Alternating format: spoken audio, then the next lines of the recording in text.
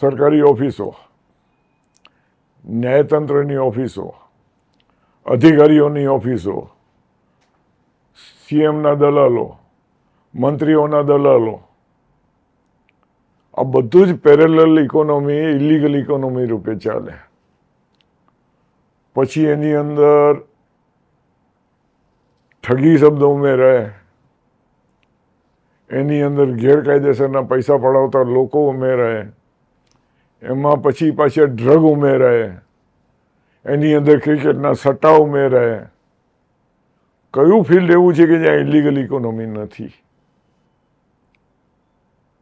અને એ પ્રભાવી નથી. તાત્કાલિક કારણો આપે છે. પરિણામ આવે છે ગુજરાત